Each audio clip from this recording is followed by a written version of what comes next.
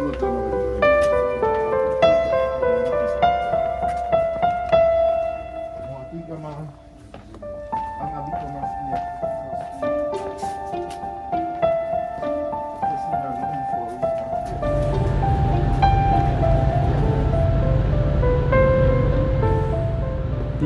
Minister of Human Settlement, Water and Sanitation, Minister Sisulu, has had an investigation into corruption at Northern Lepelle Water.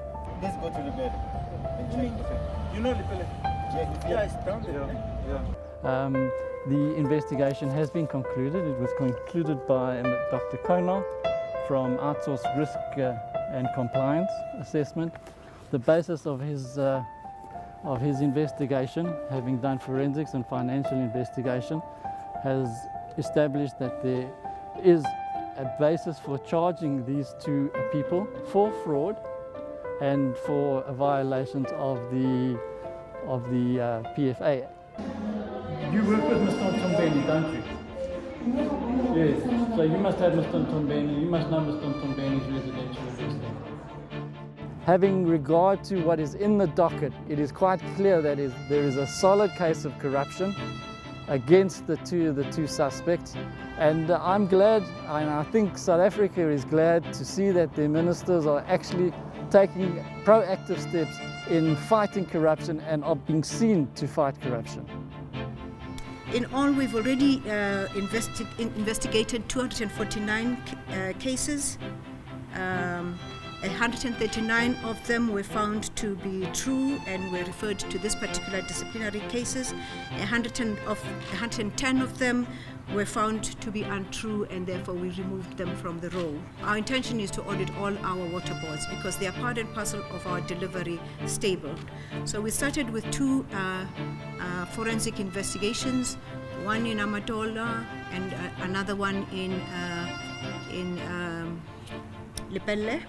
And there will be a third one coming through, and so forth. We want to make sure that all our water boards are in a state that we can vouch for, that our resources there are looked after, because we need to convince Treasury, we need to convince the Portfolio Committee of our need for more resources.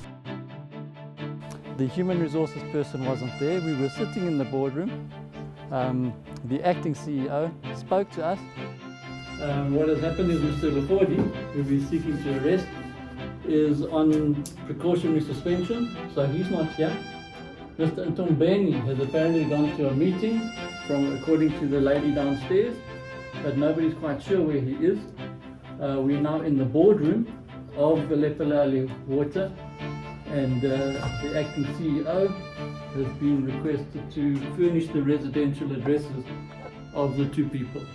And he actually then didn't want to go on the record, but showed me his cell phone, and Mr. Ntombeni is clearly aware that the police are looking for him.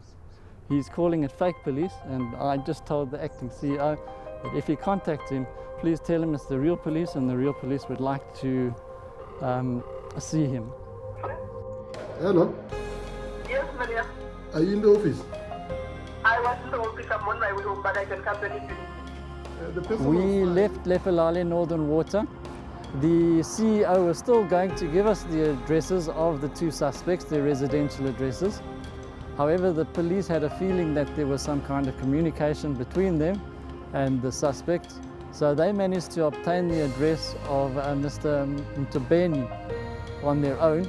We're now standing outside the address that was given. That's now 178 Bendor Road. But if one has a look, the house is in fact vacant, so there's no one there. The police have now given up on the investigation for the time being. They are going to now get warrants of arrest for the two suspects so that they can be arrested on warrant. Apparently Mr. Ntombeni had agreed to meet with them and to surrender himself voluntarily, but it now seems that he is on the run. So they will regroup and pursue the investigation further. But for today, that's as much as can be done.